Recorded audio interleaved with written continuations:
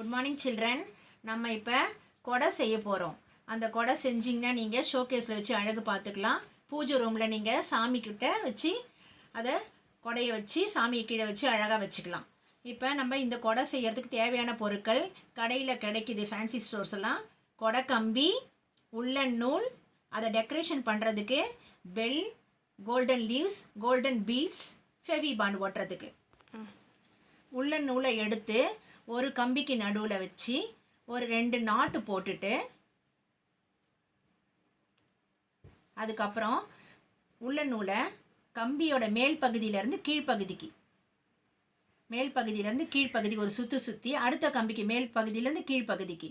இதே மாதிரி நீங்கள் ஃபுல்லாக ஒவ்வொரு கம்பியாக மேலேருந்து கீழே நீங்கள் சுற்றிக்கிட்டே வரணும். இதே மாதிரி சுற்றிக்கிட்டே ஃபுல் கொடையும் நீங்கள் சுற்றி முடிச்சிடணும். இப்போ ஃபுல்லாக கொடையை சுற்றி முடிச்சிட்டோம். சுற்றி முடித்தோடனே உங்களுக்கு இப்படி தான் இருக்கும். இப்போ திரும்பி நம்ம பிடிக்கிற கைப்பிடியை சுற்றுறதுக்கு கீழே இருந்து நூலை விட்டு மேலே எடுத்து திரும்பி கீழே எடுத்து நாட்டு போட்டுக்கணும். நாட்டு போட்டுட்டு உங்களுக்கு திரும்பி இந்த கம்பியில் சுற்றிக்கிட்டே வரணும். இந்த உள்ளனை கைப்பிடியில் சுற்றிக்கிட்டே வரணும். சுற்றுறத பாருங்கள். ஃபுல்லாக கம்பி ஃபுல்லாக சுற்றிட்டு கீழே அந்த ரவுண்டையும் நீங்கள் சுற்றி முடிச்சிடணும். சுற்றி முடிச்சோன்னே எப்படி இருக்குது பாருங்கள். ஓகேவா? நெக்ஸ்ட் கொடையை நம்ம டெக்கரேஷன் பண்ண போகிறோம். பீட்ஸை வச்சு ஃபெவி பாண்ட் யூஸ் பண்ணி ஒட்டிடணும் ஃபுல்லாக. அதே மாதிரி உங்களுக்கு பெல்லை கம்பியில் கோத்து முடிச்சிடணும்.